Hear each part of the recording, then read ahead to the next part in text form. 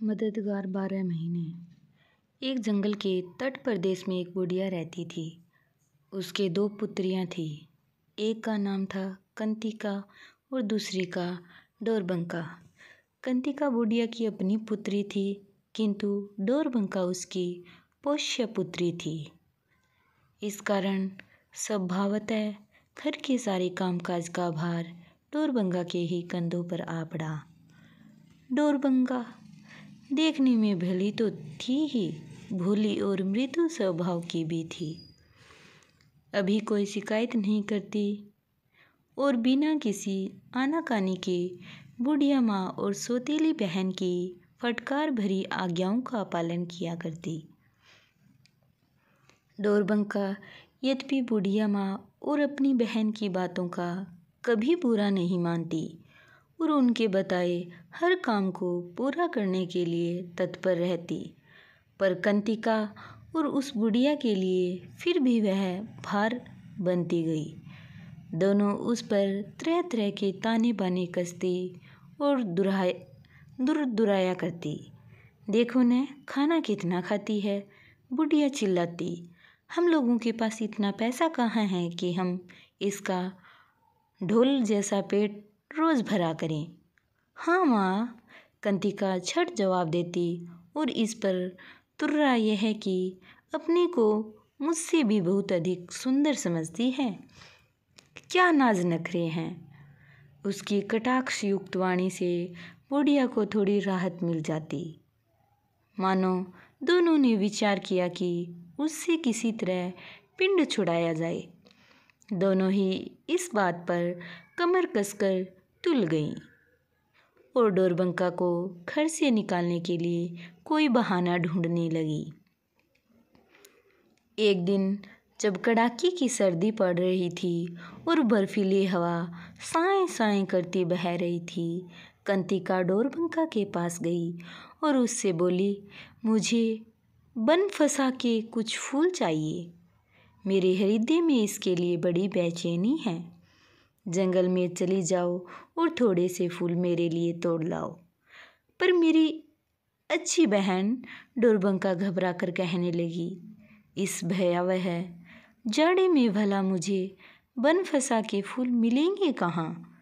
तुम देखती ही हो, जंगल बिल्कुल उजाड़ सा पड़ा है, पेड़ों पर एक पत्ता भी नहीं उग रहा और तुम मुझे बन फंसा के फूल लाने को कहती हो। मुझे इसकी कोई परवाह नहीं, कंतिका ने चिल्लाकर जवाब दिया। क्रोध से वह तिलमिला उठी। मुझे फूल चाहिए और हर हालत में चाहिए। तुम जाओ और बहस न करो। बिना फूल लिए इस घर में वापस आने की जरूरत न करना।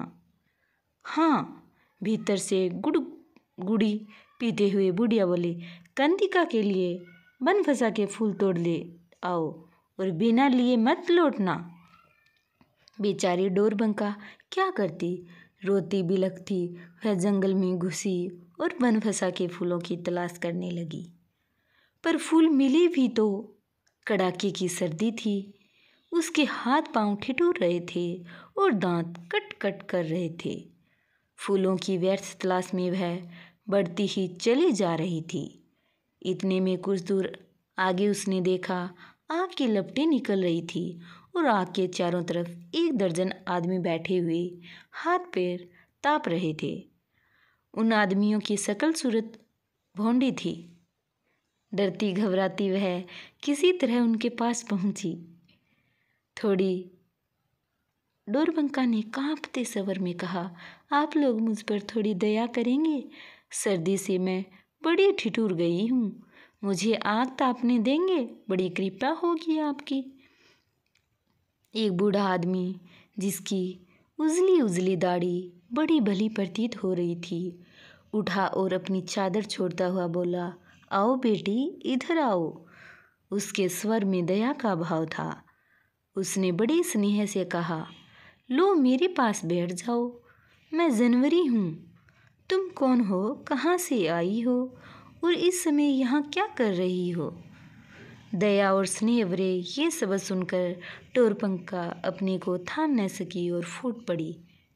बाबा, मेरी माँ और सौतेली बहन ने मुझे जंगल से अपने लिए बनफसा के फूल तोड़ लाने को भेजा है और कहा है कि जब तक फूल न मिले मैं घर लौट कर नहीं आऊँ। ऐसे मौसम में भला मैं कहाँ से ये फूल ला सकती हूँ। जनवरी की नीली नीली आंखें एक बार चमक उठी। मैं तुम्हारी मदद करूँगा बेटी। भाई मार्च, मैं समझता हूँ यह काम तुम्हारे बस का है। उसने पास बैठे हरी चादर ओढ़े हुए अपने युवक मित्र की ओर घूमकर कहा। हरी चादर क्या थी, मानो हरी हरी घास का एक सुंदर सुहाना आवरण ही था, और उस युवक की मुखाकृति भी बड़ी भव्य थी। बूढ़े जनवरी का आदेश सुनकर भाई मार्च उठा और सिर हिलाकर हाथ फैलाकर उसने स्वीकारात्मक उत्तर दिया। और लो देखो, सारा पवन बनफसा की सुगंध से भरा उठा। वातावरण सुरभिमय हो उठा और जहाँ देखो वहीं फूलों के झुंड खिल उठे। जाओ बेटी, फूल तोड़ लो, बूढ़े बाबा ने डोरबंका को प्रोत्साहित करते हुए कहा, और खुशी खुशी अपने घर लौट जाओ। डोरबंका की खुशी का क्या पूछना।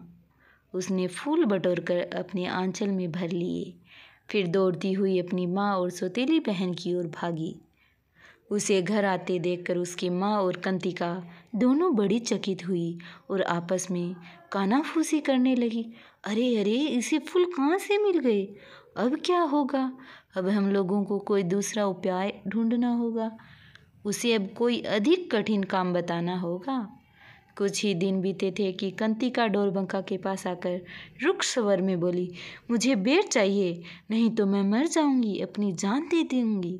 जाओ और मेरे लिए जंगल से एक टोकरी भरकर अच्छे बेर ले आओ। उसने आदेश दिया, और हाँ देखो, बिना बेर लिए कभी न लौटना। डोरबंका का हृदय तो यह सुनकर थक से रह गया। भला इस जाड़े में मैं बेर कहाँ से पाऊंगी? यह कहती हुई वह जंगल की ओर चल पड़ी। बेरों की खोज में वह इधर से उधर भटकती रही। तीखी बर्फीली हवा और बदन को पत्थर कर देने वाली कड़ाके की सर्दी, साथ में इतनी थकान, उसे लगा वह मूर्छित हो जाएगी। उसके प्राण भी ठंडक में कांप रहे थे। इतने में वही पुराने दोस्त महीने उसे नजर आए, जो आग के चारों तरफ बैठकर हाथ पैर सेंक रहे थे।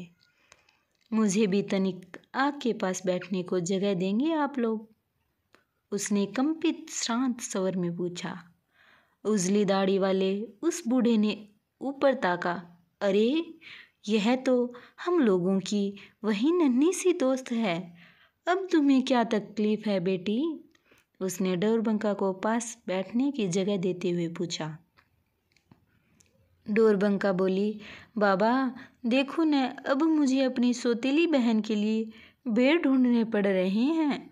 इतना कहकर वह फिर फूट पड़ी और उसके फूल से कोमल मुखड़े को आंसुओं ने बुरी तरह भिगो दिया। बूढ़े ने उसे ढांढस बंधाया। इस तरह रोया नहीं करते, बहादुर बनना चाहिए। भाई जून, बूढ़े ने मुड़कर उस ओर संकेत करते हुए कहा, जिधर गेहूं के सुनहरे भूरे बालों के से रंग की चादर ओढ़े जून बैठा था। देखो, इस नन्ही बिटिया के लिए कुछ कर सको तो करो। उसे आदेश मिला। जून ने सिर हिलाया और हाथ फैलाकर स्वीकारात्मक उत्तर दिया। लो देखो, हर कहीं बेर के फल उगाए। फिर से डोरबंका उठी और उसने बेरों से अपनी टोकरी भर ली। टोकरी लिए जब वह घर पहुंची तो उसकी माँ और बहन देखकर स्तंभित रह गई। कहाँ से बेर मिल गए इसे? उन्होंने सोचना शुरू किया। कंतिका जल भूनकर अंगारा हो रही थी। उसे क्रोध का पारावार नहीं था। इसी क्रोधावेग में उसने कुछ ही समय बाद डपटकर डोरबंका को कहा, चली जाओ, अब मेरे लिए कुछ सेब ले आओ।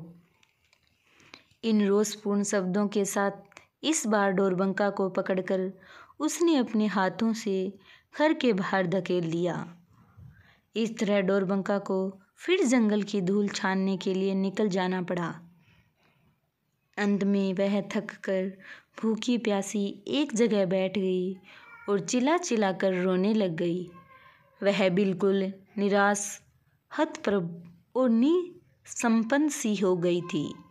पर वहीं उसके वे पुराने मददगार दोस्त महीने आ पहुँचे। उससे पूछताछ की और सारी बातें सुनकर बूढ़े जनवरी ने मुस्कुराते हुए कहा, अच्छा तो अब सेब चाहिए। भाई सितंबर, बूढ़े ने पके अंगूर के रंग की चादर लपेटे हुए अपने दोस्त को बुलाया। इधर सुनो और अपने कर्तव्य पूरा करो। सितंबर ने सिर हिलाते हुए हाथ फैलाए और लो देखो, एक पेड़ वहीं उग गया जिसमें सुंदर सुंदर मधुर स्वादिष्ट सेब सैकड़ों की संख्या में लटक रहे थे। उसने डोरबंका से कहा, एक ही बार इसे हिलाना और जो फल गिर जाए उठा ले जाओ। डोरबंका ने पेड़ को धीरे धीरे हिलाया और 2 सेब नीचे गिरे। उन दोनों सेबों को उठाकर वह आनंद और संतोषपूर्वक घर चली गई। तीसरी बार भी डोरबंका को सफलता के साथ लौटते हुए देखकर कंतिका और उसकी माँ की क्रोधाग्नि प्रज्वलित हो उठी और वे आपे से बाहर हो गई। बस केवल 2 सेब, कंतिका चिल्लाई। किंतु उसने एक सेब को जब मुंह में लिया और चखा तो उसे और भी सेब खाने की इच्छा हो गई। अब मैं स्वयं जाऊंगी और अधिक से अधिक सेब लाऊंगी, वह बोली और जंगल की ओर निकल पड़ी। वह थोड़ी दूर ही गई थी कि आग तापते हुए 12 महीने उसे मिले। एक तरफ खिसक जाओ, रूखे स्वर में बोलती हुई उनके बीच से घुसकर वह स्वयं आग के सामने चली गई और आग तापने लग गई। क्या बात है, किस लिए यहाँ आई हो तुम? उजली दाढ़ी वाले बूढ़े बाबा ने उससे पूछा। इससे तुम्हें क्या मतलब? रूखे स्वर में कंतिका ने उत्तर दिया और आग तापती रही। उसे क्या पता कि यही बूढ़ा उसे सेब दे सकता है। इस पर बूढ़े जनवरी ने अपनी बर्फीली सफ़ेद चादर फैला दी और एक बर्फीली आंधी बही। कंतिका उस आंधी में ऐसी खो गई कि फिर किसी ने उसको नामो निशान तक नहीं पाया। यह घोर प्रचंड आंधी उड़ती देखकर बुढ़िया अपनी प्यारी बेटी को ढूंढने के लिए निकली और वह भी उसी आंधी में खो गई। डोरबंका अब उस कुटिया में अकेली थी, पर शांति से रह रही थी। वह आनंदपूर्वक घर के काम काज करती, कंद मूल फल फूल पर वह जीवन व्यतीत कर रही थी कि एक दिन एक राजकुमार ने उसे रास्ते से गुजरते हुए उसे देख लिया। चांद से सुहाने मुखड़े ने उसे मंत्रमुग्ध कर दिया। डोरबंका को वह अपनी दुल्हन बनाने अपने राजमहल में ले गया। धूमधाम से विवाह हुआ और डोरबंका रानी बन गई। दोनों पति पत्नी सुखपूर्वक रहने लगे।